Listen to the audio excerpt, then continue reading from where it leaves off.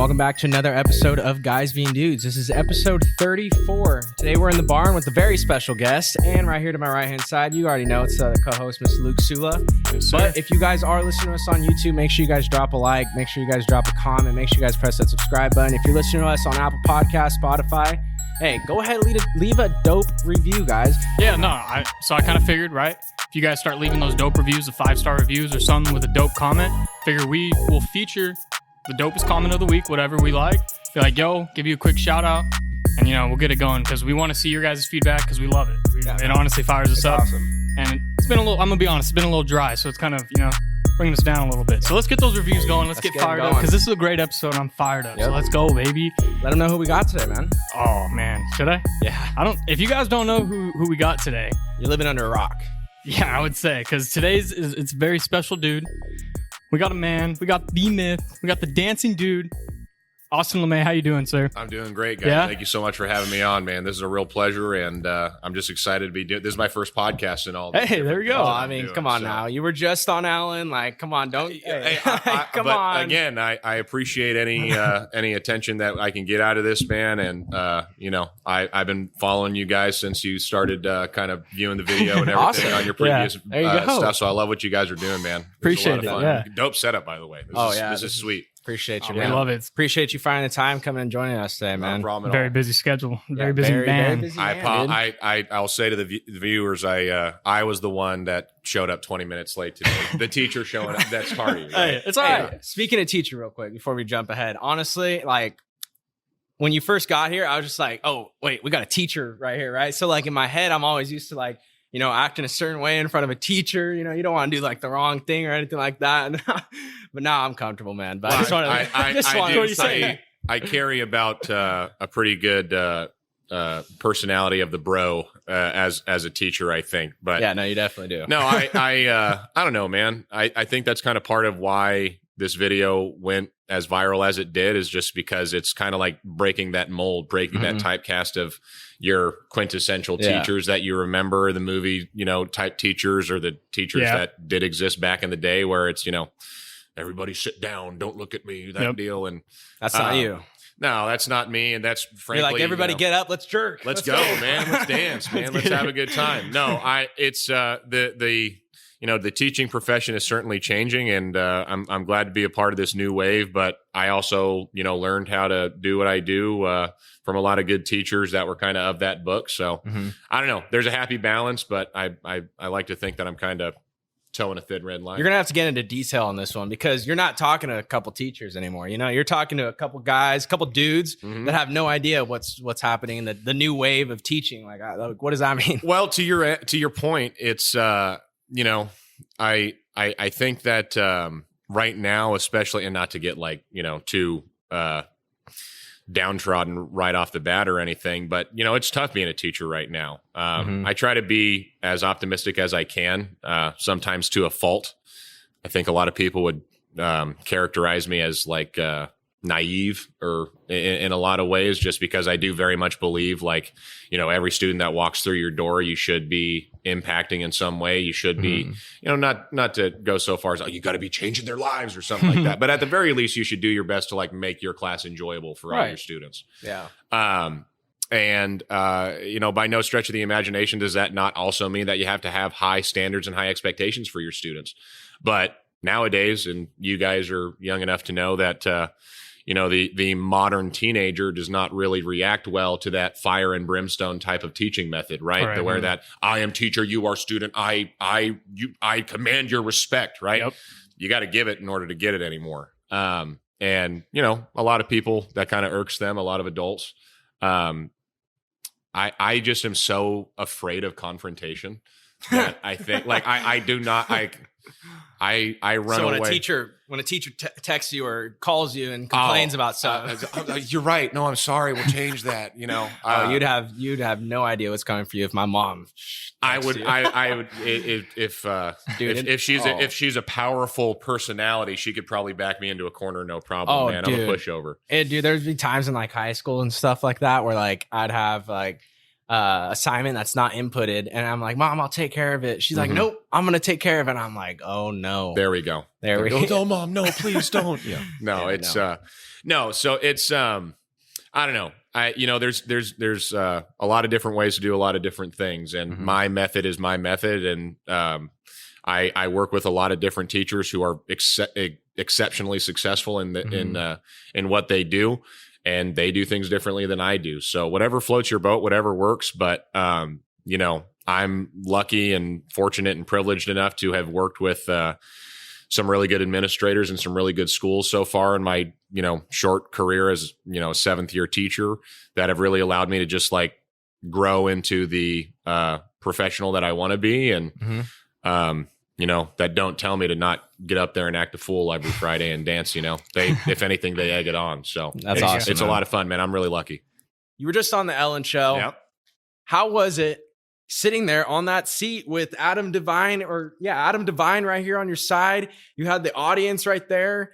Like, talk us through that. Have you ever had a moment where like an out of body experience, right? Like where it's you're just watching yourself in action. Like that's what it was. Cause the moment that they brought me down there, it was, like dreams come true kind of thing. Yeah.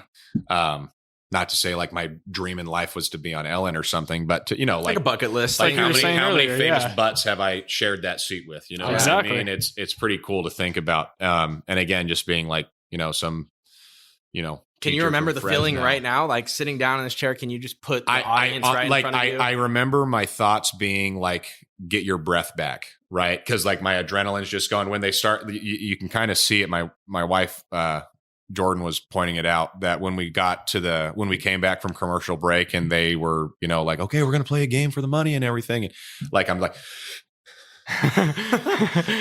Just like I try to help out. Like Adam might cuts me off. Like, okay, bud, so we're gonna get you going here. And so no, but I cannot say more positive things about the experience. They reached out to me before Christmas break, and then we kind of went on a couple week hiatus, and then they reached back out when they came back from their winter break to have me on. My like handler, who helped me out the whole way. I don't know if I'm allowed to say her name, so I won't, but she knows who she is, and was just super nice and helpful the entire time. And everybody's like, oh, you didn't get to meet Ellen? And it's like, yeah, well, she can be on vacation, that's fine. That's she can. she's a human. She can do that. It's her show, she calls the shots. And but to like the Workaholics was out when I was in college, Yeah. and so like that was a very formative show in those years. And so for like Adam Devine to be hosting the show was just perfect. That's pretty and cool. So it was really cool, and we got to talk a little bit between takes, and It's a bro moment right there. very much Yeah. so. Wait, so does Adam sometime host the show? Is that how it goes? Or is this I like really a don't. I think needle in a haystack episode that somehow Austin LeMay gets on? Because that's pretty cool if it is. I that think way, so. You know what I mean? They I don't know. I think that they do like guest host spots, like kind of like how they were doing with Jeopardy, those last couple of years with Alec Trebek. And I don't know. RIP. I don't know why he was on the show that particular time. All I know that I was lucky enough to be on it. And Yeah. I got to dap it up with Twitch backstage afterwards. He had one of those like flat brimmed hats on. And so when I went up to he like caught me right in the forehead. I was like, oh, sorry, my greasy forehead. I got it. He's like, sorry, my hat cut your face. That's funny. To be, to watch a show like your whole life. And like, again, like, our mom, we come home from school and your mom's watching it, and right. You see all these people up there, these teachers and these other folks doing good work, getting, some outrageous gift from Ellen, to be one of those lucky few individual. Again, 7 billion people on planet Earth, and I'm one of the, fraction of a fraction people that have had that opportunity. Especially from Fresno too. There was only last guy was the band guy from Fresno State. Yeah. So you two are select little handful of Fresno guys. I don't know. I think It's cool. it's cool. And out of all of this, I keep on trying to tell myself like, okay, like you don't need to be giving any credence to this like fraud complex that I feel, where it's like, okay, well now you got all this attention that you didn't think you had. Now it's like time to put up or shut up, right? Like all these people are like, you're a great teacher, you're got that. It's like, well, that was like a 12-second dance video that you're judging me off of. Like I could be a terrible teacher. I could be, nobody's favorite. All the kids could be going crazy and everything because the first time me and old LeMay is having fun, Right. which isn't the case, but you know. Yeah, you seem like a pretty solid guy. Like, you. I mean, you're a pretty 100%. solid guy. Thank you. I want to get tell us a little bit about yourself. I want to get to know you Yeah, outside man. of the teaching world. Absolutely. You know what I mean? So I'm a proud Fresnan. All like your whole life. Whole life, man. Jeez. As a matter of fact, I've got a lot of friends that might be wondering why I'm doing an interview with some Clovis boys, but we'll let that slide. It's that deep. That slide. We'll let It's that that slide. deep. We'll let that Wow. slide. It's All right. fine. No, Yeah. you guys, Buchanan had our number when you guys were in high school, so We I got don't have much to we talk. got everyone's number. Buchanan's got everyone's number. Yeah. Okay. What's it?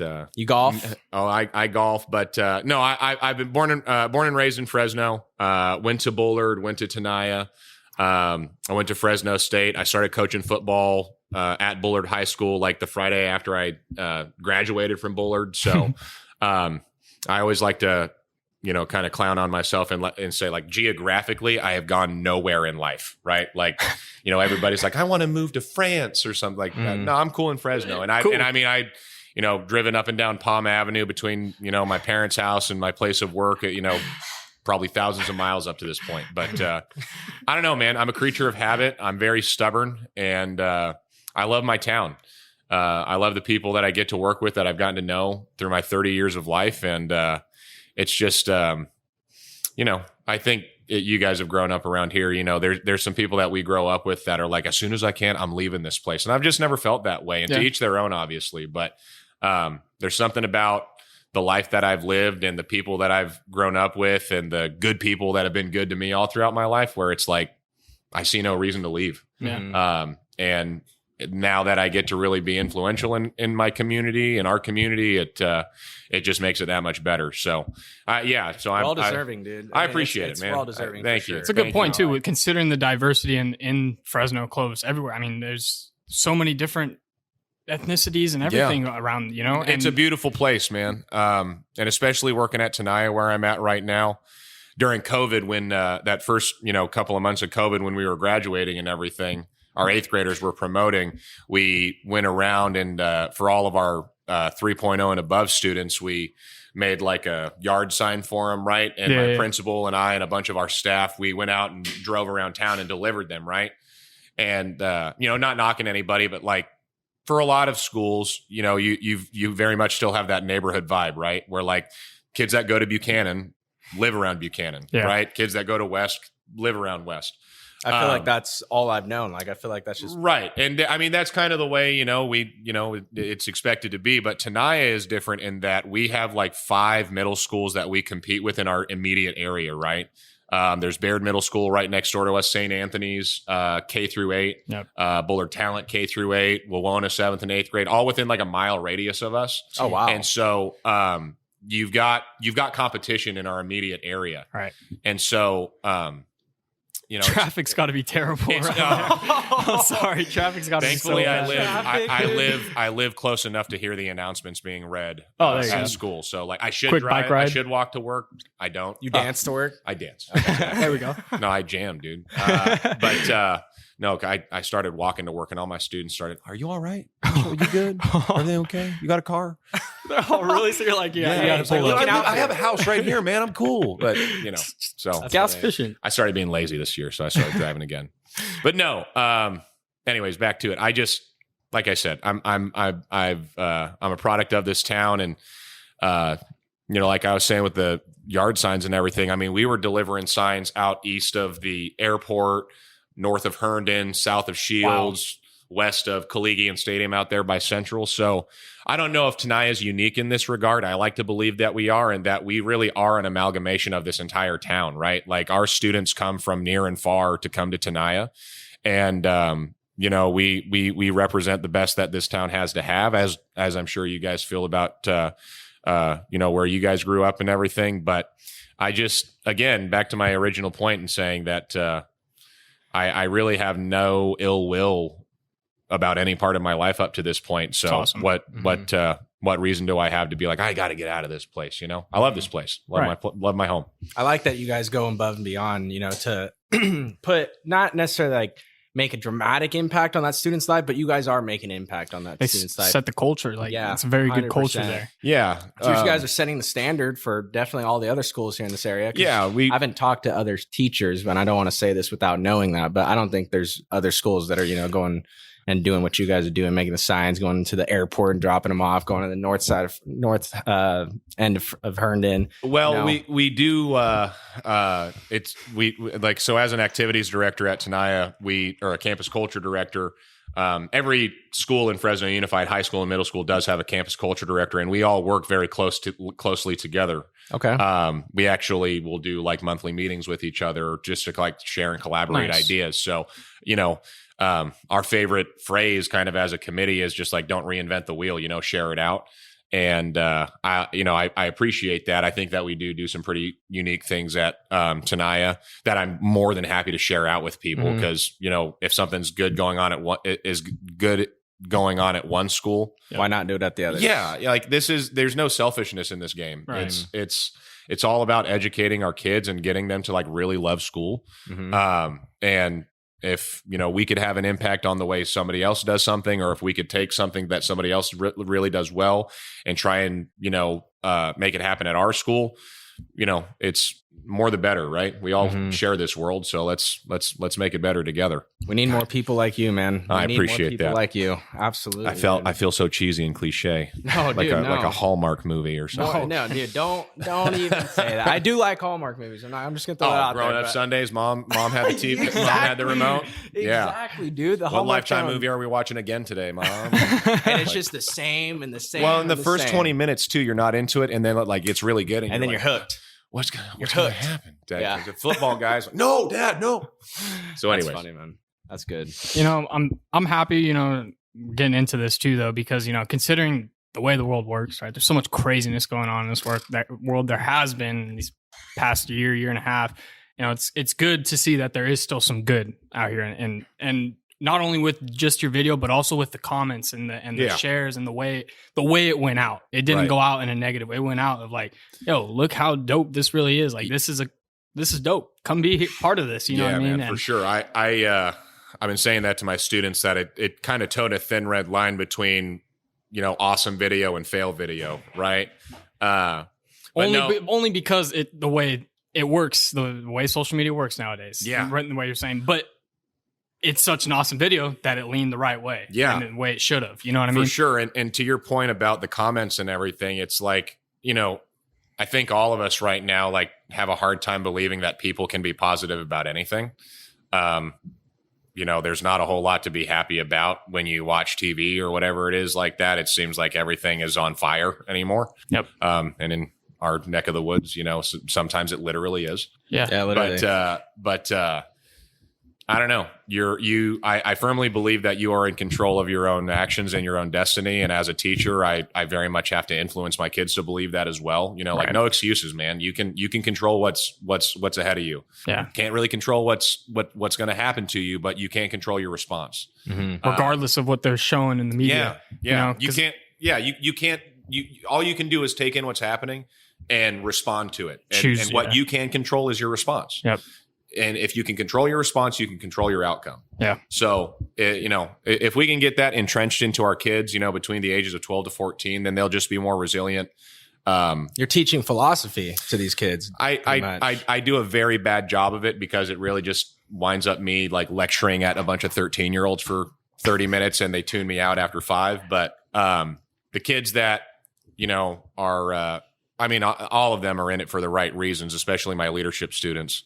They have to apply to be in my program and everything. Yeah. So, I definitely get a really good crop of kids every year, about 120 of them. Oh, wow.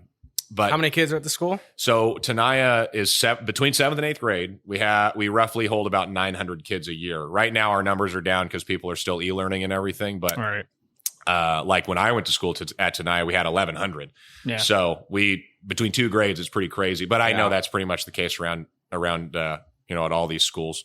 I don't know. That's a pretty hefty number there. It's pretty big, and it's pretty amazing what we're able to do with the limited amount of staff and personnel. Because like high schools, you've got 1 principal, but you've got like 6 vice principals and 8 counselors and everything. We've got 1 principal, 2 VPs, 2 counselors, a couple of campus security guys, and then the rest of everybody is like teachers and support staff. And we actually have done a good job of getting more support staff into our campus over the last couple of years, just more adults building positive relationships with kids. That really has produced a lot of good results at our school. Just a matter of getting good people in a place to succeed and help others do the same thing. Now, what would you say that you guys do to prepare the kid to move into high school, going to high school? 'Cause I remember when I was an 8th grader going to high school, dude, I was nervous. I was very nervous. I didn't know what was going to happen. You're mixed with seniors, juniors, sophomores, and then your 14-year-old self just standing right there in the middle. Like, how do you prepare these kids to go up into high school? It's a good question. And having been at the middle school level for a couple of years, I kind of have lost touch with, how, because I started teaching at Bullard my first 3 years. I was an English teacher there. So I kind of lost touch with that transition, how the freshmen cope with that transition and everything. But, I think what we do is that we, as much as we try to emphasize having a lot of fun and building our campus culture through that, we also very much emphasize that our expectation on all of our students is that we expect you to be better than average. Average behavior is just that. It's average. It's like, do you just want to be, there's 7 billion people on planet Earth, right? There's a big part of us that are in the middle. And then there's some of us that are doing better. And then there are some of us that are doing worse. And if you're, a person that really is motivated to be in that upper echelon, you gotta work for it, right? But you also gotta have, standards and expectations for your personal behavior and just the way you present yourself to the world. I tell my students all the time, this whole idea, and you guys, the arrogance of youth, where it's I don't care what other people think about me, right? That's kind of a lie, in my opinion, 100%. especially if you're somebody that's going to aspire to do great things. Yeah. We're always going to be, excuse me, we're always going to be judged by somebody in some way, shape, or form. Exactly. As a teacher and as a coach, I'm being judged by hundreds of people every day. And you have to accept that. You have to be accepting of the fact that, there are people out there. There are so many people out there that are just judging you, right? So I personally think that you should take a lot of accountability on that end and do what you can to impress as many people as you can.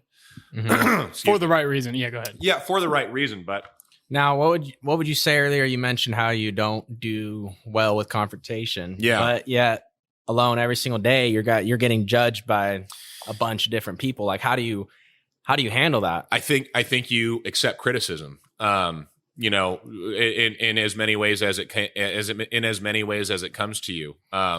Accept it and put it off to the side and be like, hey, I think it's far better to kind of meet it head on. You're good. I'm the one that has the whatever it is in my throat right now. No, I think you want to kind of accept criticism head on. And what more confrontational point in your life when somebody is coming up to and essentially saying to you you're not doing as good of a job as you can do. I've been very lucky to work with people that I've known my whole life. My first bosses were my parents. But then, what do you mean? What's that? What do you mean? So my parents own Ace Hardware on Marks and Herndon, and that was my first job for 7 years. Working the cash register and everything like that. When you're in high school, doing when I was in high school and throughout college as well. Okay. Pretty much up until I started teaching, I was doing shifts here and there in their hardware store. But then when I first started teaching it, like I said, I worked at a school that I went to, so I had a foot in the door there, and I knew a lot of the people. So when they approached me, it gave me an opportunity to be like, okay, I know that you're coming at me. If you're telling me that I need to do something differently, you're coming at me from a place of love and care, which has really kind of given me the opportunity to train myself to have that mindset. And then when somebody I don't know comes at me a little heated, okay, just calm. Let's talk. Let's reason with each other. And going back to the hardware store, that might be even, one of the best places to learn it. Because when a disgruntled customer comes in because you sold them something that they didn't need or the wrong thing or whatever it is, and you're a 19-year-old kid and you don't even know what you're selling them, you kind of get thrown to the wolves a little bit. Yeah. So, but again, it's. I know I say, you got to shy away from. I try to shy away from confrontation, but yeah, it's inevitable. It finds though, you, and it's inevitable. And in teaching, you sometimes you got to tell a student they've got to zig where they're trying to zag, right? Or you got to deal with a parent that is confused as to why their student is failing your class or something like that. And as long as you can kind of control your emotions and just handle the situation as it is professionally, amicably, try to end it on some type of mutual agreement or mutual note, then, you're just a Job's stronger done. person for it. Yeah. Did you know, like, so when you were working at Ace Hardware, did you know that you wanted to become a teacher, or did it just something like, an opportunity presented itself, or what happened? So my parents opened that store when I was a junior in high school. And that was like, again, being a, kind of ignorant 17-year-olds. Oh, I'll just go into the family business. Yeah. I'll just own an Ace Hardware store when I grow up. Boom, done. Don't have to think anymore. Yeah. And so I went to Fresno State, majoring in business entrepreneurship, and I found out quickly that I just really wasn't cut out for it. You took accounting or something? No, I took an entrepreneurship class my first semester of college. Oh, my bad. And it just was. They were talking about inventing things. You got to have original ideas, and you gotta think ahead. And I was like, I'm an 18-year-old kid that's got all C's right now. I'm not Just going with the flow right I'm now. Not picking up what you're putting down. I'm having a hard time coping with me having to wake myself up for class. So so I it just didn't really vibe. But again, like I was saying, at the same time, I had already been coaching. And it was thanks to the counsel of a lot of guys that I was working with and a lot of different people that I was around at Bullard when I was coaching there, where they just kind of would tap you on the shoulder and be like, hey, you're kind of good at this, you're good at coaching and this is a really viable career option. This isn't the this isn't the 1920s where teachers are bringing home 11 cents a day or something like that. Right.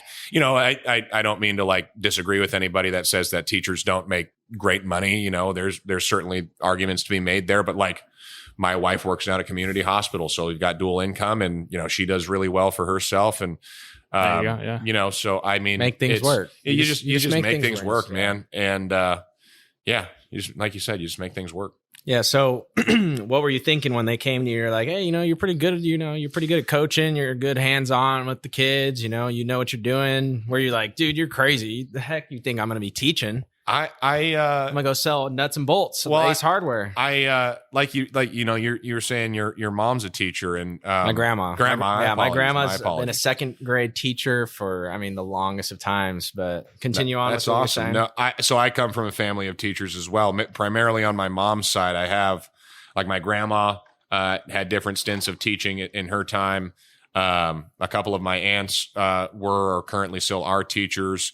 My dad's side, I have a couple cousins that teach, and I'm very lucky to be surrounded by a bunch of people that are involved in education that have nothing but good things to say about it. Because you do run into, your grandma being a teacher, you might run into some of her friends or just people that you guys know that are teachers that sometimes don't have the great things to say about their job, right? Just like anybody else that's disgruntled with their job, right? Yep. That's to be expected, but if I may arrogantly say, I firmly believe that there are some occupations where it's just called upon to do better, and teaching is one of them. Yeah. And I firmly believe that first of all, I firmly believe that whatever you set your life's work to, you need to be passionate about it.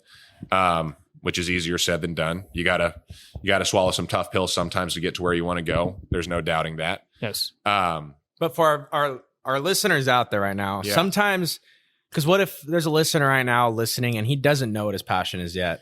What would you say to a guy like that? Keep trying new things, keep getting your feet wet. How do you? Well, first of all, I would hope this person is in their 20s or something, so they still got That's obviously most of our listeners, obviously the situation is case by case. You're it's right now with our listeners, you're pretty much a peer. You're only 31. You're not that old, but to our listeners, I'm older. I get older, that. So they're gonna be looking up to you right now. If you guys are at a place in your life where you could pepper your existence with various and vast amounts of experiences, do it. Yep. Right. I think it's so funny when we ask our 17-year-old kids, what do you want to major in college? What do you want to do for the rest of your life? Right. We have you guys in school from the ages of 6 to 18. And then we tell you when you're 18 years old, by and large, hey, figure out what you want to do. If you're going to live to the average age of human life expectancy, we're going to ask you to figure out what you want to do, that one thing for the next 52 years of your life. That's a really crazy proposition nowadays. Yeah, 100%. It made sense 100 years ago when everybody was like, keeling over when they were 40, and it was like, you better figure it out, 22-year-old, because you're halfway through your life, but the plague's going to get you. We ran out of food last week. But nowadays when, you've got people changing careers, their entire life. I again, like, and this is me, this is a guy saying this who, had one career choice and is stuck with it throughout his whole life up to this point, and is working. I mean, at you're the only same 31. School. Well, yeah, but like, I'm also working at the same school that I went to, right? Like you're only 10 years older than me. Well, like, that's crazy. And again, like, I've gone on 1 month-long trip to Europe, right? Other than that, I don't really travel that far. Like my family and I go to Cayucas for 2 weeks every summer, and that's about it for traveling. So like, I'm not this grand wizard of wisdom, I'm pretty much blowing smoke, let's be honest here, but it's like, if you have the opportunity to try new things, so long as it's safe and you're in a good position to do so, you should do it, man. Travel, meet new people, take a couple of jobs. There's great money right now in substitute teaching. Yep. Go and get your substitute teaching license and give, being around these young kids a shot. Mm. We are so depleted of teachers right now. There's a lot of teachers that are retiring that have had fantastic careers, and there's not enough people your age and my age that are getting into teaching.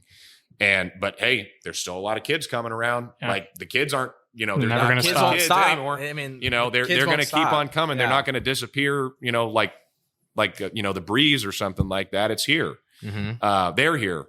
And so, that would be my. So what would happen if one day there's just a surplus amount of kids, like an absolute crazy amount of kids, and there's just not enough staff? We're already there. We're there? Yeah, straight up. How many kids are in a class right now? Like, granted, I only teach 4 periods a day where everybody else teaches 5, but I still have the same amount of students throughout the day. But like my PE teaching colleagues have like 55 kids in a class. 7th and 8th grade. 7th and 8th grade. My English colleagues will have like 20 or 25 kids. When I was teaching at Bullard English, English class, I sometimes had like 30 or 32 students in a room like this big, right? Wow. Got hot in August. My biggest class size right now, I think, is just got up to 35 or 36 this week. We added another student. But I don't mean to say like it's a bad thing. The more kids that can help me out, the better. Right. But still, there is talks, because I did want to mention that, like there's talks, right, where it's like, when is like the teacher one-on-one time with that many kids? Mm-hmm. Is it even benefiting it? Right. So that's why it's like, it's almost like extra pressure on your guys' part to really be like, to really inspire and show that passion. Like, hey guys, come in here. It's a fun place. It's a good place to learn. There's a lot of pressure to as kind of dire as situations as we're facing right now. The expectation is to still provide a robust and rich learning experience for our kids. And so the teachers that are able to do that, which I think I work with a school of them, it is even more profound now than when you're able to do it.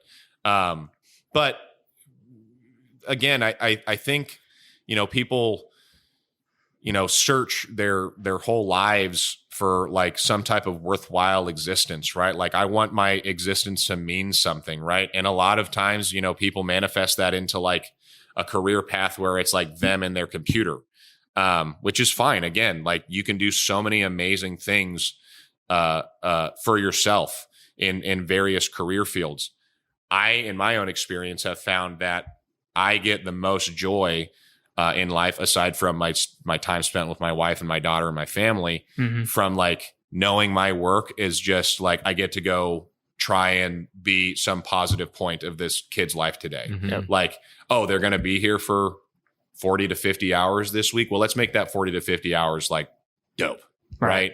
And, it's again, I mean, I don't. No, you've done that because think about it now. I mean, when these kids have kids, when these kids that you're teaching now have kids and whatever, they're going to always remember you, man. Like, you like, and you know, as cool, I mean, I don't know if cliche or whatever's the right word as it sounds, that's still, you left a mark for the right reason too. I appreciate that. And you know what I mean? And it's all these kids are going to for sure. Cause I mean, you got to remember your favorite teacher, right? When you have, oh yeah, no, I know it. Everyone remembers that favorite teacher, and right? mine was third grade. I remember who And it was yeah. immediately. Like that's crazy though. I think I'm lucky in that I had a lot of favorite teachers growing up, and like I said earlier, I've had a lot of family and friends that are also teachers. So when I made the decision ultimately to become a teacher, it just was like, oh, well, I've got all these examples of why it's a good reason to be a teacher. Why not go into it?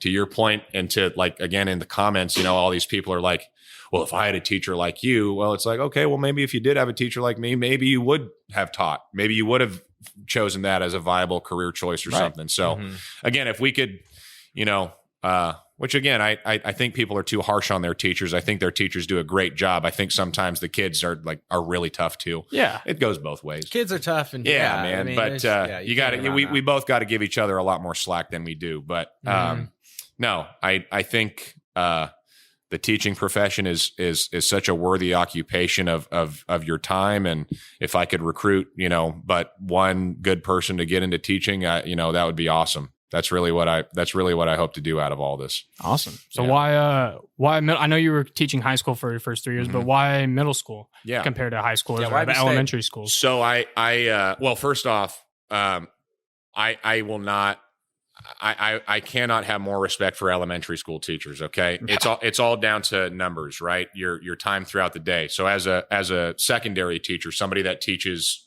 a couple of periods a day. Yeah. You essentially, like you guys did block scheduling at Buchanan, right? We just do 1 through 6 every day. So every day? Yeah. Our schedule is 55-minute class periods, Monday through Friday. And so for me, that a person that only teaches one subject, I have to plan for 55 minutes and then repeat it 4 times. Right. And then as an activities director, it does vary with everything. But like when I was teaching freshman English at Bullard, it was 5 periods a day for 60 minutes and just repeat it. Right. Yeah. For elementary school teachers, you have to, you don't have 150 kids. You've got 30 or 20 or 30 7-year-olds that you have to watch after for 8 hours a day. Right. And that you have to plan for. And not only that, again, like I'm singing their praises here. The pressure on elementary school teachers to over decorate their classes, to have all of those, cute snack kits and colored pencil boxes and decorate your desk and your front door needs to be in season and everything like that. I mean, I cannot imagine the workload of the elementary school teacher nowadays. So again, I make that sound like a terrible occupation, but it's not, because again, like if your heart's into it, it's what it's what you should put your mind to. But like, just in terms of your overall learning environment, your learning environment and just your level of fatigue at the end of the week for the elementary school teacher, my hat's off to them. Yeah. But they're at the end of the week like, whew. Yeah, exactly. It's Friday. But no, why I went to Tenaya is when I was working at Bullard, you wouldn't, like, I never thought that you'd be able to take me away from teaching at Bullard with a crowbar, man. Like, I loved it. But then back to, talking about people that were really influential in my life, probably my biggest mentor in the educational game up to this point is Armen Torigian, who just became the principal at Bullard High School. He's been there for the last 4 weeks. Huh. So when I went to Tenaya as a student, he was my football coach, 7th and 8th grade year. When I went to Bullard as a student, he moved up to Bullard and became a teacher and a coach there. So he was my teacher and coach there. He was my co-activities director when I was in leadership really at Bullard. Relationship. I started coaching at Bullard when he was still teaching. When I first became a teacher at Bullard, he became a vice principal. And after 3 years of him being a VP and me being a teacher at Bullard, he then got the principal job at Tenaya.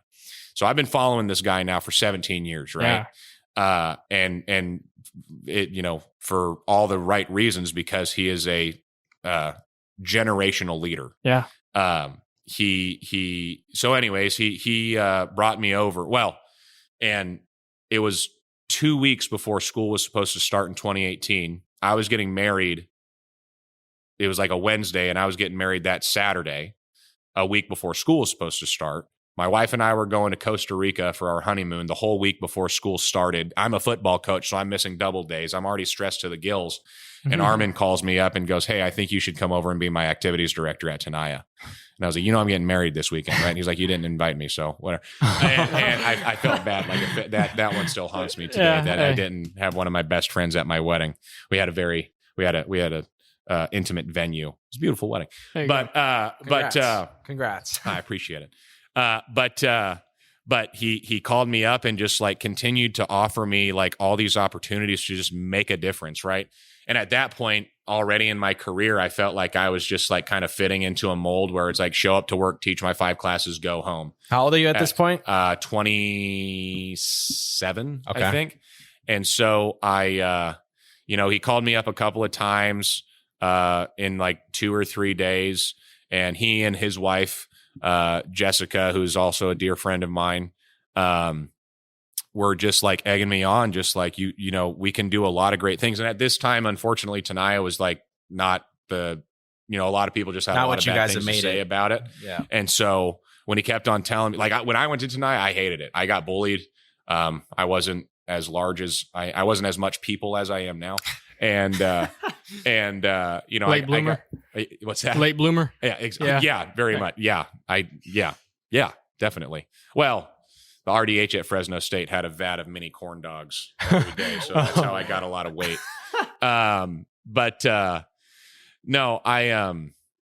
He just really got me onto this idea that, like I said earlier, like, here we go, we can really make a difference now. And we did, in cohesion with all of our students and all of our teachers and other faculty members at Tenaya. We were able to like do tremendous things over the last couple of years. And again, to my point, like the couple of years that I was working at Bullard, I like kind of openly sometimes spoke out about Tenaya, like, man, what they're doing down there and everything. And that's terrible of me to admit, because a lot of those teachers who were still working there were my teachers, and now they're my current colleagues as well. And really, it's to no fault of their own. It just was just how it was going. It's just how it was going. Yeah. But when we got in there, it was 2 people that had gone to that school, that had grown up there, that loved Bullard and loved the Northwest Fresno community, loved the entire Fresno, right, Clovis area community. And it just was like, it's been really fun to see how far we've come in 3.5 years. We do this survey twice a year that's run by our district, asking our kids, like, how do you feel about the school? Do you have an adult on campus who cares about you? Things of that nature. And like before we got there, that one question, do you have an adult on campus who cares about you? That was rating in like the 20th to 30th percentile before we got there. Like only 20% of our kids or 30% of our kids were saying yes. Yeah. That's 70% of a 900 student population saying no. Well, this last year we had 84% of students. Wow. Saying, answering favorably to those That's questions. awesome. And that, I mean, we're surveying 875 out of 900 of our students. So Right. it's like, we're not, bolstering our stats or anything like that. That's awesome. It's proof is in the pudding, right? If we were a manufacturer, our byproduct would be our students and the way they feel about our school. And we think that we're coming up with a pretty good product right now. So what makes you guys this outstanding school? And like, what makes you you? Like, what's your passion? Like, what is it? Hearing from you, like, it's hard to put down. Because like, I'm looking at this as like, I've not met a person where they've stayed in Fresno all their life. Mm-hmm. I honestly haven't talked to someone like that. And to hear that you have been in Fresno your whole life and you don't plan on leaving, and you talk about how much you care about these kids, and like you actually have something going for you here. Like it's intriguing to me. And I like, what is your passion? Like, tell me about it. Is it taking care of the kids? Is it teaching the material? Is it showing up to work every single day just because it's a routine for you? Like, I think the most selfish thing I could say is that I'm infatuated with making myself happy. Nice. And again, like I said earlier, like if you just pepper your life with enough existence, or rather with enough experience, you're gonna find what you love. And I was lucky that at a very early point in my life, Coach Arax at Bullard High School was like, I think you should maybe coach. If you're going to go to Fresno State next year, why don't you coach for me? When I was an 18-year-old kid about to graduate high school, and my first couple hours of coaching, I was like, yeah, this is it. And then I started, student teaching when I was going to get my credential. And because I had already been coaching and I started student teaching at Bullard, and some of my players were in my classroom. And so I had like a kind of a foot in the door with some of the other students already, and things just started going well right off the bat. I was like, yeah, this is it. Yep. You just hit your heart. And again, I'm lucky, I understand, like, I am that, I'm a very privileged guy. Fresno's a tough place to live. Right. And I do come from like one of the better parts of town. My parents are very successful in their own right. My parents have given me so much in life, so many opportunities to just have a leg up. Like they paid for my college, man. Like, what more leg up can you have in this day and age, right? Aside from them giving me all the love and support and everything that I ever wanted in life too. Exactly. So I understand that I come from privilege, and I also kind of like, I think there's a lot of people that would look at the privilege that I come from and be like, well, he's going to be, just, garbage, right? He's not going to do anything. And I just kind of like to reverse the script on that, right. To where it's like, I've been given a lot of opportunity, and at a young place in my life, I really hope that just through my work, not for like any type of altruistic reasons or anything other than just, I love this town and I love what I do. And, it like I said at the beginning, it just makes me happy. That's what it's about. And so, I mean, and I do, like, with all of this happening and everything, I'm very stubborn in that too. Like, I won't leave Fresno, right? Like, my wife's from the Bay Area, and we've been together now for almost 12 years and married for 3. And, anytime the idea of moving up to the Bay Area comes up, it's like, no, sorry, but it's not happening. Right. And, God love my wife, man. She's the rock in my life that holds me down. But it's this is home. it's just, this is home. Yeah. I change scares me, and I don't travel that well either. So like, I couldn't imagine picking up and putting down, especially like, part of, I think what makes, like, why I feel like I'm so successful already is because I already have students in my class of kids or of people that I went to school with. Yeah. You're surrounded by the right people. Right. Or younger siblings, and I was surrounded by the right people. Yeah. So it's just, if we're looking at my life as a puzzle, all the pieces just fit together real early. And like I said, I've been afforded the opportunity to be very passionate about my work at a very young age. Some teachers find it when they're 40 or 50, and they do just as good a work as I'm doing or better. And a lot of the times a lot better than I'm already doing. They just find it later in life, so. And I mean, like, how many do you expect to teach till, I mean, when can you retire? When can a teacher fully retire with tenure? I try not to look that far ahead because it only depresses me, RJ. Yeah, I mean, I would like to golf just a little bit more than I'm. That's what I'm saying. Like, you're right now. Like, what happens if you get burned out of just like everything that you're doing, and then all of a sudden, everything changes. Maybe you do want to go move to the Bay. Maybe you do want to do all this stuff. Like, has that ever been a possibility in your head? Has that ever came to mind? If it hasn't been for what I've experienced over the last 2 months with this video, I would be more stubborn in my answer to that. Right. But having gone through what I've gone through, like I've been saying for the last, because I've danced like for my students and just around in general my whole life. And as a teacher, I've said, like, hey, if you guys are going to put me on the internet, you better tag Ellen, because as a teacher, I'm going to get on Ellen. Like, if I'm going to be dancing as much as I do. And so to, like, in my 7th year of teaching, for that like joke fantasy to actually come true, it just says to me, like, live in the moment more than you have been doing. So to your point, if I get burnt out and I feel like zigging or zagging into another career field, I hope that I have the self-resilience to provide myself with that opportunity. That's okay, because it's 2022.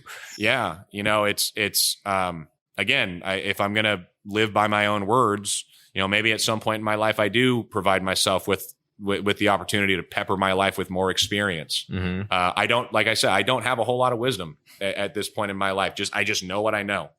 You're passionate about and what it. you know has gotten you to a good place. Has gotten me to being happy. Yeah. Right. And that's- and so, that's yeah, big. it's all, again, I do come from, albeit a bit of a selfish place, but I have made myself happy, which I feel has allowed everybody else around me to be happy. See, I don't think it's selfish though. You said that twice now. I don't think it's selfish because like that's what life's about, right? It's to be happy. Yeah. That's what I mean. But obviously, people around here like to tear people down. Yeah. So I don't think this it's town. People are unhappy here. Like the feeling of Everybody, but- for A lot of people, but I'm just so afraid of being canceled in all of this. Is just like, I don't want to be, one day like all the kids are like, you're on TikTok, Mr. LeMay, and then the next day I come to school and everybody's booing me and hissing me and everything. Oh, so that won't happen, I tried. man. When I say I don't mean to be selfish. I understand that. That's just me. Bringing down my assertiveness, is all it is. But again, I don't like confrontation, so I don't want people like, well, no, you're wrong. But I just wanted to be like, it's not selfish. Like, No, I that's the way we appreciate that. should live life, right? Once you find your happiness, be passionate as heck for it and go forth 100%. But don't be scared of change as well. Like, Right. When our new principal left, everybody, and very much still has been very, down about it, because Armen Torigian is, like I said, a generational leader. Like his presence will surely be missed. But we just hired a new principal yesterday, Ryan Duff from Faulkner Elementary, who we're really excited about. There you go. And so it's like, okay, here we go. We got new opportunity. Has our school changed over the last 3.5 years just because of Mr. Torigian? Or was it an amalgamation of everything that all of us have been doing? Right. Yeah. Like I've been telling my leadership students, like, we've got a big old tryout right now for these next couple of months. Was it all of us, or was it one dude who's that special? Right. So yeah, don't be afraid of change, and just, allow yourself the opportunity to experience new things and adapt to things that are coming at you. Be adaptable. Yep. Like one of my colleagues has Bruce Lee at the bottom of his email, like the signature. It says, "Be water, my friends." What's that? Awesome. If you're water, the water becomes the cup. If the water's in a pan, it becomes the pan. To his point, be adaptable, go with the flow, kind of deal. So I don't know. Yeah, no, I'm definitely right now. I've just recently, I went out and took some photos yesterday and today, and I don't know what about those photos, but like taking those things made me so happy in the moment, bro. Like I've been having a great time. Good. I took like 1,000, 2,000 photos, and like I've never done that before, just because I was just having a great time, just taking photos. And I even went back out there today, RJ, just having a great time. As a new father and as a guy who's recently been married, the photography business is a booming. Okay. And we've got a lot of bougie people around town that want to take cute pictures on the riverbed with their baby. That'll pay you $200 for a half an hour session. Get on it, because if it makes you happy, that's great. And if you can get paid for it, even better. Yeah. Yep. I mean, I also do like videography. I do like that stuff already. Again, if it's something that you're passionate. I mean, nowadays, like, starting a side hustle is so easy to do. Yeah, Like, no, I mean, the opportunities are endless here now. Yeah, in for this, sure. In this age. I mean, and again, like, if I'm speaking to a younger audience, do it now before you lock down and get married and have a kid and everything, because that your time does become vastly more precious. Right. That's Got more not priorities. That's not to say don't get married or don't have kids. No, or yeah, anything, you 'cause just I got more love- priorities now. But And then- just more priorities. But Yep. go with the flow, man. So you're a big golf guy. I love it, man. I picked it up like 10 years ago when my grandpa passed away, who was an avid golfer, and he had just a treasure trove of old clubs and golf balls. And I've always liked gear in sports. Like I always wanted to play goalie in soccer, or like a big reason why I became a football player is because I got the helmet, the shoulder pads, and the neck brace, You're right. and everything. So when I started going through all my grandpa's stuff, and I was like, this is a lot of cool things. And then that also kind of started that came about when I started, like when Facebook really started becoming big, and I was able to start seeing on the internet how terrible I was dressing. And so like I just like, I say that I was like bullied when I was in middle school, and then sometimes I got picked on a little bit, the butt of a lot of jokes. And then I look at the way I dressed throughout my formative years, and I'm like, yeah, you deserve that though. You know, like Oh, you. no, I'll show you guys. I'll show you guys. So I'll show you you guys. I gotta show you guys my ID photo. Like, tell me you wouldn't pick on that guy right there. Come on. Oh wow, Right? you are wow. Yeah. So Oh my gosh. I got a new ID last year, and I wasn't able to take a photo. Oh, wow. I know, right? So that's awesome. of me. That's That's of crazy. me. That's What are of you, me when I'm 18 in this? 15. 15? In that, yeah. And there's no way I'm 6'2", 188 in here. Like I get reverse flack for my ID anymore. It's like I was in Chicago a couple of years ago, and the TSA agent, had my ID out, and this big old, sassy lady and everything. She's like, "Baby, this ain't you." And I'm like, "Oh man, I love you, but it is. I promise you. I've grown a lot. Yeah. That's awesome. Yeah, man. But I'm actually looking into getting to playing golf more, dude. I actually really want to play golf, Dude, I kind of want to. It's look, don't go out to the course the first time you play. All right. Range it up. If you guys want to learn on a course, go up to River Park,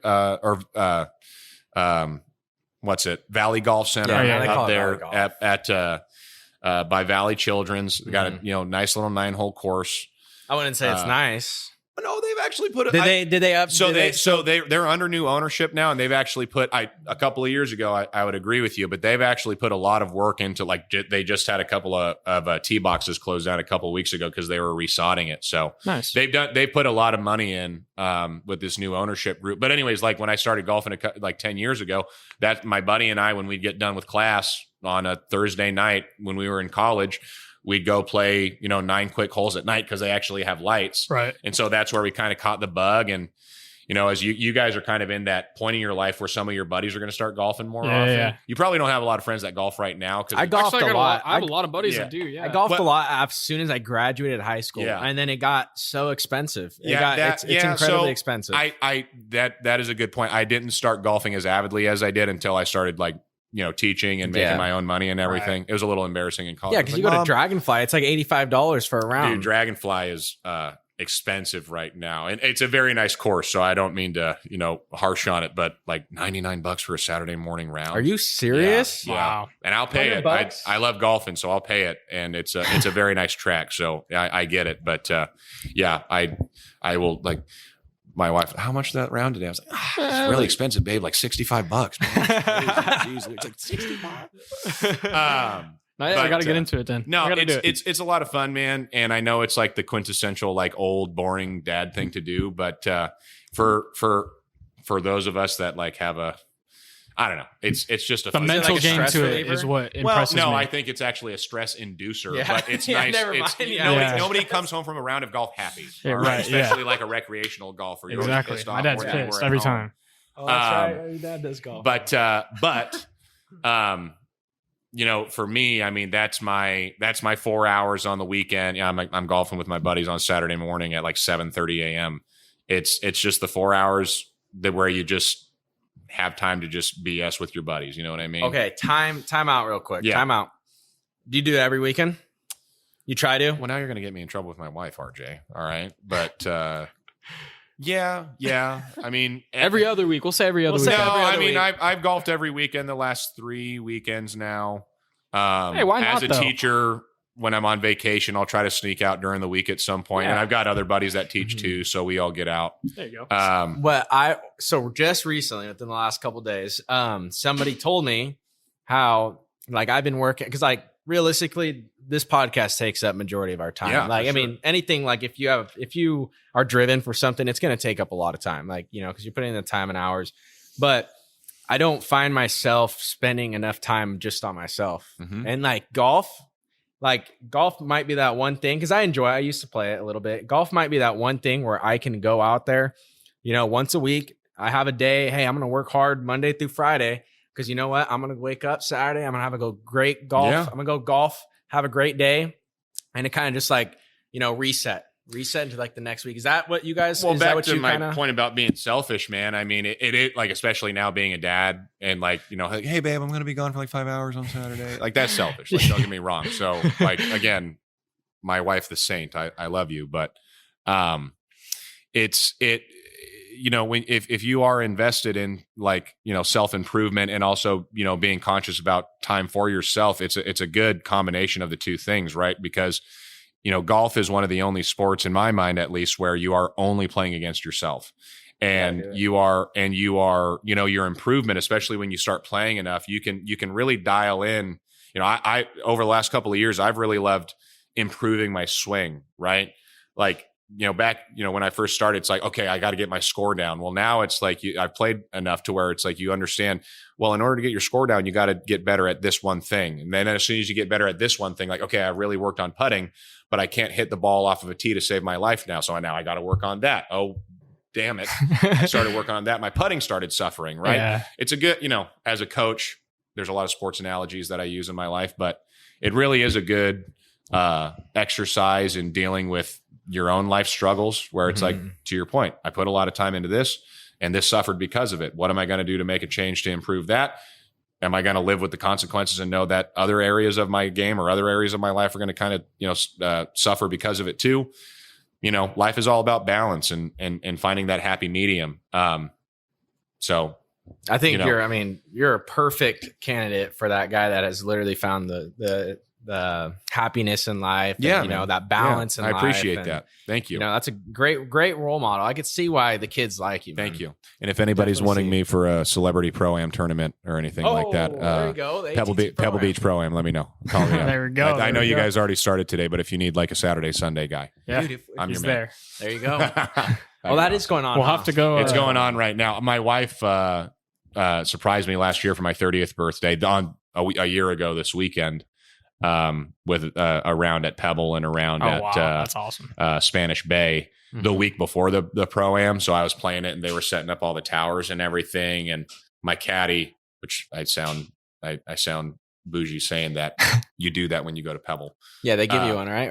Or you bring one? Yeah, you have to pay extra for one, but Yeah. it's recommended if you don't know what you're doing out there. And so the caddies were like, "Hey, go up on that TV tower, take a nice picture with your wife and everything." It was a beautiful day. And Oh, that's awesome. yeah, and it's also otherworldly unfair of my wife to have done that because I can never beat that, like as a gift, Oh, yeah, the for whole sure. time, because our birthdays are 6 months apart to the day. And the whole time I'm like trying to enjoy this life-changing experience playing golf at Pebble Beach. I'm thinking in the back of my head, there's no way that you're going to like outdo this or even come close. And I didn't. We had like a nice wine trip weekend down in Solvang that she planned, and Did she play? Did she play? No, she doesn't golf. She likes to hit balls with me and So everything. you're telling me that she like rode along with you the entire and round? she was pregnant at the time too. She was 6 months pregnant at the time too. She, And she just watched you for 4 she hours? loved it, man. Really? We loved it. That experience. I mean, Now Yeah. I think The it views are obvious amazing. to that end it had a lot to do with the beauty of the surroundings. I'm Yeah. not going to take her to, like up by the creek of Bluff Point 9 or something like that. I'm like, babe, come on, it's beautiful up here. You see that crow up there? It's gorgeous. Oh! But look at me hit off of hardpan. But no, it's I don't know. It was a special experience, and like I said at the beginning, it's all started just from my grandpa and loving him and not really understanding why he liked golf when I was younger, but kind of like a connection now that he's passed. Right. Like, I still have his bag that he put all of his tees in with his initials on it. So like every time I golf, it's like, "Oh, hey, what's up, Grandpa?" Yeah. And I see his old burnt out stogie in there too. Like, "Oh, Grandpa did smoke." Damn. I told you. Grandma never knew. So yeah, no, it's That's pretty cool. cool, man. I love That it. is really cool, man. you also like to cook? Oh, you guys are doing deep dives in my Instagram, man. Well, I'm just It's, saying because you like to cook. RJ likes to eat. I like to not eat. That, I don't want to make you sound like. I'm not Dude, some I mean, I'm you're not just- you're some messed up, man. renowned You're chef, messed man. up. My little brother actually majored in culinary science at Fresno State, so he's the chef. Okay. I can preheat the hell out of an oven for you and slap in a dope DiGiorno. All right, I'll take that. I've got a pretty hearty spaghetti sauce of my own creation. It's really more of like a deep chili that you okay. put on top of your You that throw you like put on meat top in of your there. spag- meat, You load it up, huh? I do turkey to like tell myself it's healthy, and then I throw Okay. a pound of pork Yeah. and have butter, to come soy over. sauce, cheese, all that. So it's like, oh wow, a good turkey spaghetti sauce, real healthy. So, are there any foods you guys won't eat? Oh my guy. Oh, You're a picky eater, huh? Yeah. Yeah. Well, And I mean, it doesn't look, aren't because it looks like I eat all the foods. Right? No, I'm a aren't you picky too? eater. I mean, I could tell. What's I the could weird? tell. What's the weirdest, or not the weird? What's the most universally accepted food that you don't like? I think Avocado. Okay, I'm there with you on that one. Yeah. Why do you not like avocado?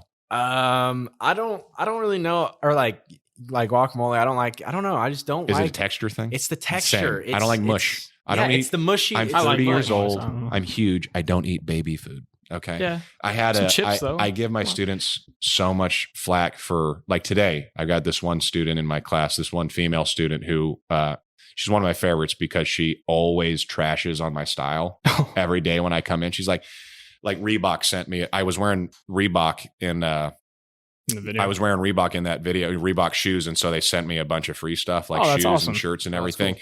And I wore like a fit one day a couple of days ago, and she goes, "Wow, you actually look nice today. Good for you." So And she I- keeps you on your toes. Like, well, I'm like, no, How'd you she feel? like, You're like, it's, whoa. it's like fifth period. I'm like, thank you. Wait, we've gone through 100 days of school. What do you mean now? But Like, again, looking down, you're like, it's yeah. back to like the teaching thing. It's like other teachers would take that as offense. I'm like, that means that you love me enough to say that brings Right. you back. That Yeah. brings you back every day. It's Well, like it makes it exactly. fun in a sense. Yeah. Like, But what were we just saying? Sorry, guys. What were we just talking we're all about? good. We were talking about food. Oh, yeah. So Okay. What's the universal? Oh, so thing? but anyways, that student was drinking was like had one of those push pouches of applesauce. Oh, right. Okay. Like, The little go-go squeeze. Yeah, things yeah, or whatever. yeah. that's disgusting. Oh, I don't really? like applesauce as See, it is. I can don't do. like I can applesauce. do- and then you're drinking it. Yeah. Today she had a 7 because she was out of pouches. Apparently, she had a Capri Sun straw and one of like the little foil top ones, and she poked Oh, the Capri Sun straw. in okay, there that's taking it and to a was new drinking. level. I caught that out of the corner of my eye. I was like, you need to get out, man. I can't teach with that going on. You can eat, but just not in here. And no, what if I came into your classroom with like a half-pound brisket sandwich and I just slapped it on my that's desk good. while you were Brisket. teaching your I material? let my kids eat in class, man. Like, it's the leadership room. We spill paint all the time. We have, balloon shards from all of our balloon decorations and everything. It's a messy room as it is. Go ahead and eat just as long as you.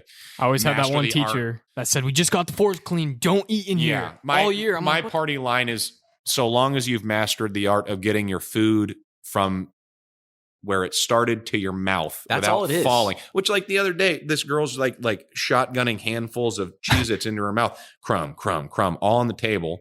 I'm like, what's going on? What are we doing? Just grab one cheese. What are we doing? One at a Dude, time. Don't. You saw me eating like that, but if you don't have the capacity to do it, don't do it. It's for the pros. But anyway, pros.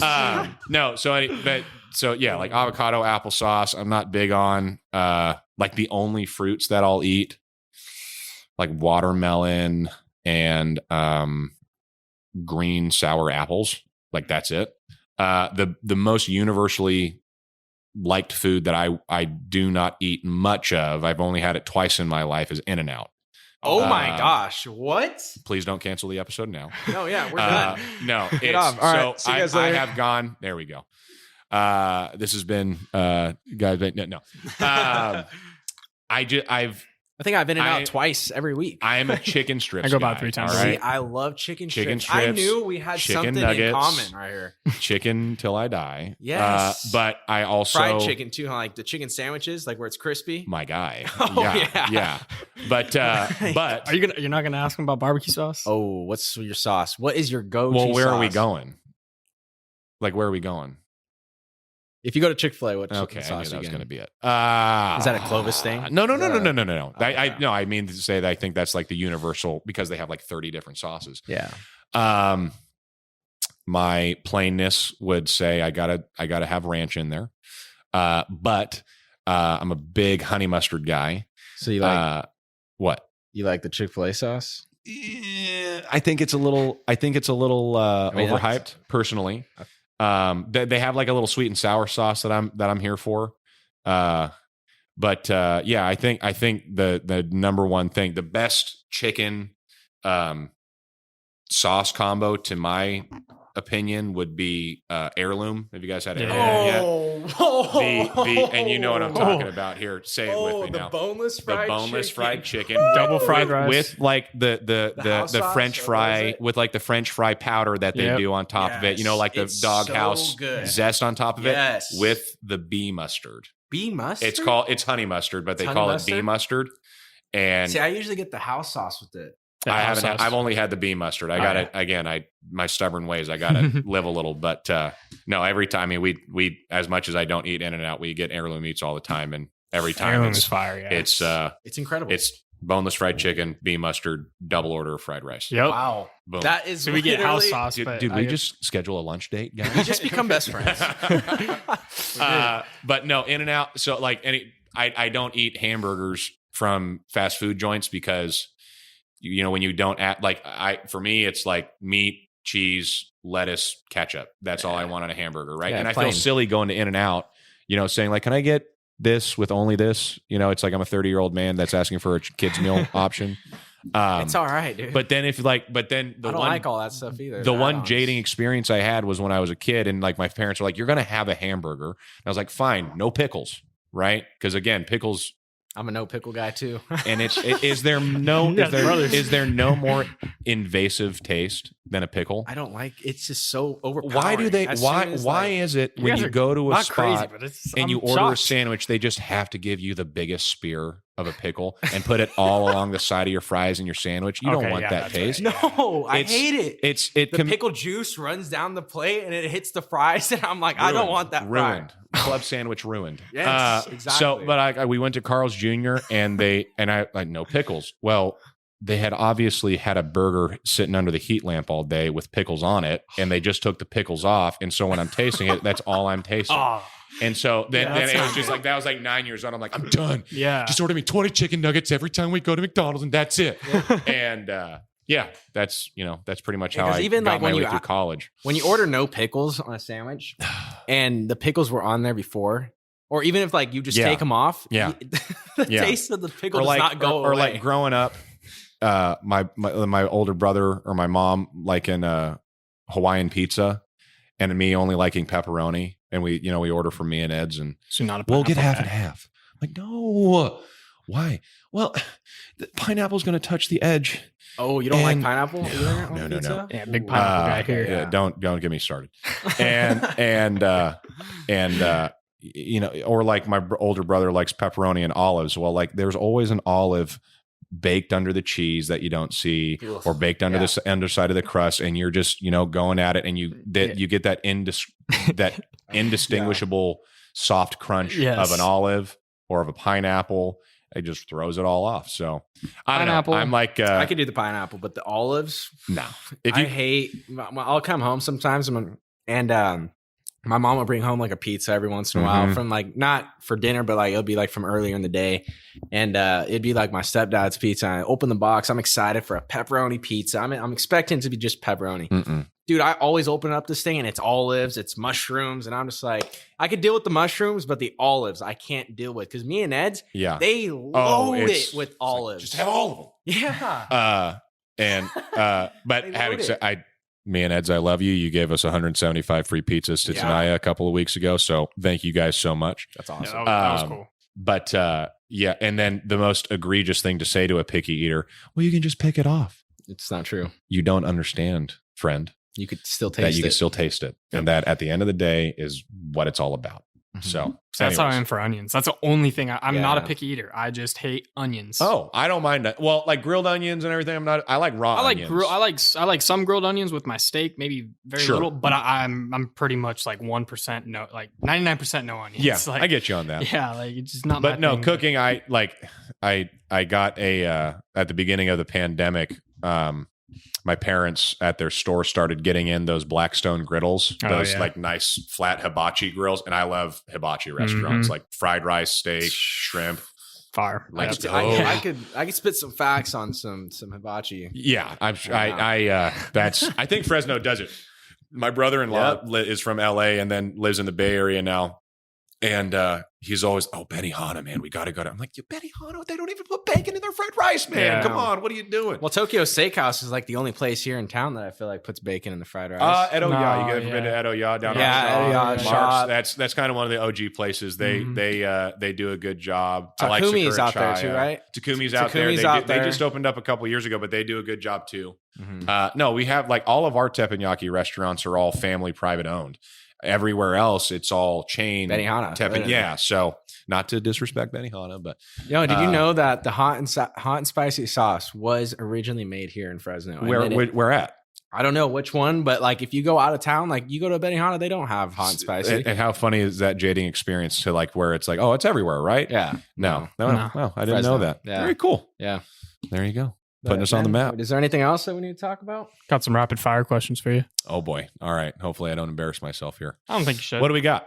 All right, you ready? Yeah, man. All right. Dustin Johnson, Bryson DeChambeau. Oh God. There's not even a question, dude. DJ all the way. Okay. I like, and again, we're going against, Homegrown. family lines here and everything, but I don't know.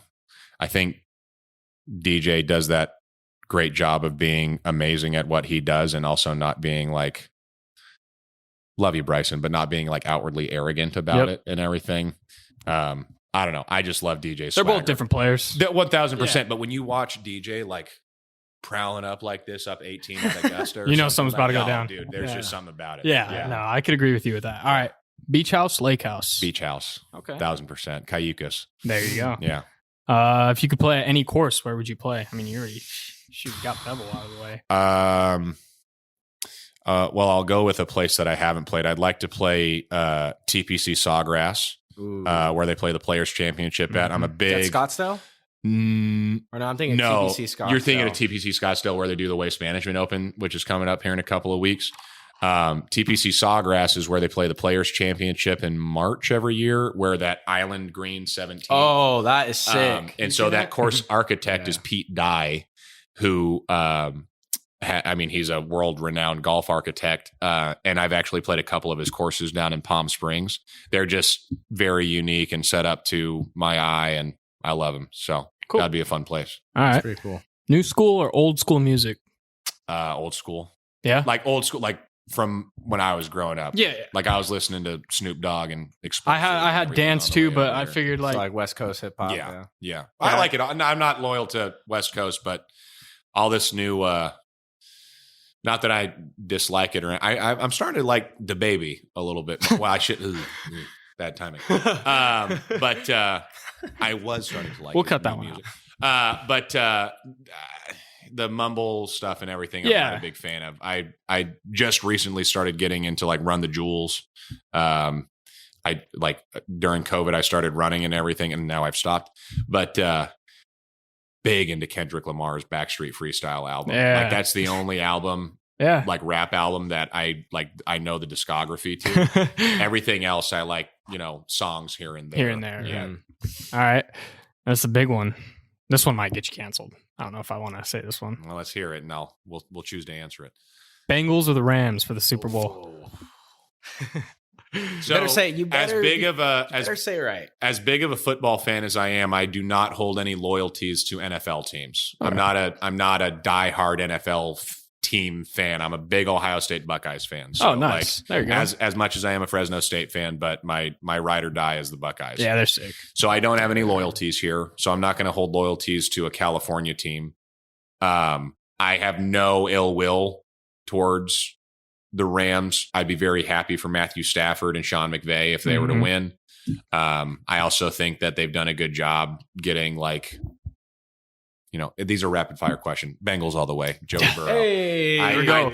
Bengals money line. You heard it. Slam it. Because, is there a team of destiny? Yes. Michael said it today, man. Like nobody expected it. Let's ride the underdog wave, man. Joey They haven't Burrow, lost, man. Jamar Chase dropping every ball thrown to him in the preseason to being like the best receiver in the NFL.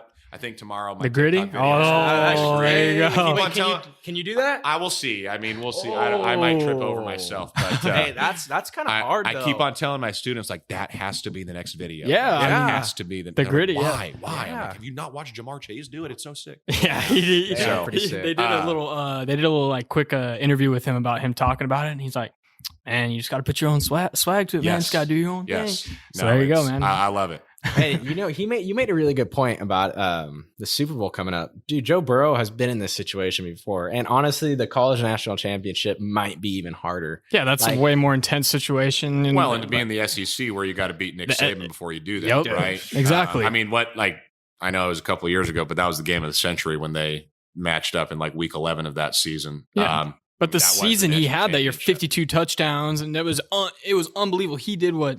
Well, and then to come back from an ACL blowout last year to have the season he is this year, being an Ohio State fan, some Ohio loyalties, although he's very much excommunicated his Ohio State loyalties this week, but no hate there because I love an underdog story. I really like parity in professional sports too. Like, when the Patriots were winning with Brady and Belichick, I didn't like the Patriots because they won all the time. Like I was a big Lakers You're gonna hurt fan. my feelings. I was a big Lakers fan and Kobe fan back in the day. But then when they won 2 and 3, I was like, okay, come on, Pistons. No, it's. I'm sorry, I'm dating myself there. Back in the day, guys, the Detroit Pistons They were in legit. finals. Yeah. It's. I don't know. I like the underdog story. Go Bengals. There we go. Yeah. I like that. Now watch them lose by 30. But No, I don't think so. That's just my sports luck there. No, last year's Super Bowl was too big a blowout. It won't go back to back. Mahomes didn't I even got have the one over. touchdown. I got He had the a good over, and game. Bengals Yeah. winning the game. They had the Chiefs scored 9 points last Super Bowl. I know it's irrelevant. Yeah, they didn't even have a touchdown. last- Shout last out Super Bowl. to Tom Brady, man. What a career, You're man. gonna make me shed a tear. I was trying to talk to my wife. No, I wasn't trying to. My wife actually. Are you trying to said- talk to him the other day? No. Called Yeah, him? exactly. Hey, Tom. Yeah, this is Mr. LeMay. Just I want to just say, went for one viral. celeb doing next. No, big. No. Yeah. No, it's my wife asked me the other day. She's like, "How do you feel?" It really is like Michael Jordan retiring, isn't it? Mhm. Like for you guys too, like your whole life, right? I Yeah. remember when I was 8 years old watching him win his first when they beat the Rams with Kurt Warner and all these guys. And then to be like, you've been playing football for 22 years. I haven't even been involved in football that long, Right. from like my playing time to my coaching career. And you've been doing it that long at that level. Yeah. It's incredible. Yeah, he's, And he made a really good point on it too when we were talking off the podcast. He's like, dude, like the amount of work that Tom was putting in just to keep his body in shape and able to keep competing at that TB12 age. method, baby. TB12 right. method, man. Yeah. Liability, stretching. Yeah. Forget all these weights, eat vegetables and stretch. That's it. literally what he Yeah. was doing, man. It's Yeah. crazy. And then to also like transcend criticism, Yeah. like he's had some, times in his career, not like big. Everyone outbursts has or ups and anything, downs. but then to see yourself through all of it and come out of it unscathed and clean, that's Impressive. impressed. Yeah, to say the least. Mr. LeMay, you're awesome, man. I appreciate you spending time with us. Very busy schedule. And, this was a lot of fun. So Yeah, really, great time. I don't got anything else. I'm looking here. We covered it all. You got Appreciate anything that. else to say to the people listening? No, I appreciate the opportunity to just like give me some unrequited time to talk about what I love and to talk about, if I haven't yet, I got to give a huge shout out to my team at Tenaya, my teachers and Yeah, they sound faculty and awesome. administrators. Cause again, like, I don't mean to sound cliche, but you guys ever watch Band of Brothers? Mhm.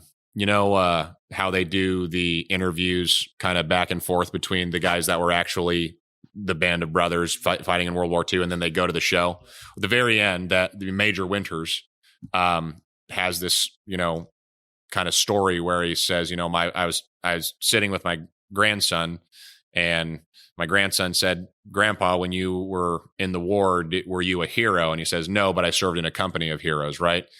Not to compare what we do to guys that fought in World War II. But especially over these last couple of weeks when we've had this resurgence of COVID and like for the first time in these last 2 years, we've actually had a lot of kids out sick, which have closed classes down. Teachers are having to stay home. We're in the midst of a principal transition. So we even had a principal on campus these last 4 weeks amidst all of this turmoil. Yeah. And we have made it through, And so like when people are like, oh yeah, that school that Mr. LeMay is at and everything. Well, like this school is special for the thousands of people that call it home. Yeah. And, I know I'm not the only one that feels that way about their school or their business or whatever it is. But again, back to my original point of just what makes me happy. I'm happy to know that I'm at a place that I love with people that I love at a place that is near and dear to my heart. Mhm. So, I'm a lucky guy, and I'm just glad to be, provided with opportunities by, good people like you, Appreciate you both that. to just, talk about how proud I am of, who I've Shedding grown a, up with and who I get to work with now. Mhm. shedding a voice for the others. Yeah. Thanks, man. Yeah, no, Thank you you guys. definitely left an impact on me, dude. And I'm not even one of your students, but everyone, you could always just pick a little pieces of knowledge from just a conversation. Well, yeah, I'm You know so what I mean? jealous of you guys, man. You guys get to have all these cool people in here and everything. You get to pick their brain and whatever you want to do. So Yeah, it's pretty fun. Really It's cool definitely- platform, man. Definitely This a passion. Yeah. Definitely a passion that is just something that's continuously a thing for us to continue to like learn. Mhm. Like no one knows everything, and right now it's just we just gotta keep learning. Well, you guys are doing Keep a great job, adapting. man. Appreciate you, man. I appreciate you coming on here again. Like I said, hope the rest of the school year goes great. Hope the kids tomorrow don't give you guys I a. brought you guys some gifts here, man. If you Oh, guys, nice. If Sir. you guys are looking See for what we like got a here. workout shirt or something Yeah. like There we go. I know it goes against your students did a good job tying this one. If you get goes against your Nothing goes alumni against. loyalties or something like Oh, no, that. never. But, Here we go. Gotta rep. Tenaya born. Hey. All right. Shout out to Tenaya Middle School, guys. You guys are awesome. Tenaya, man. Thank you guys very much. Give these guys a listen, man. They provide a fun platform for a lot of fun people to come on here. So thank you guys very much, man. This has been Appreciate a lot that. of fun. That's awesome. You're an But- inspiration to many, man. Yep. Seriously. Thank you. But guys, that was episode 34. You guys can find the episode on YouTube, Apple Podcasts, and Spotify.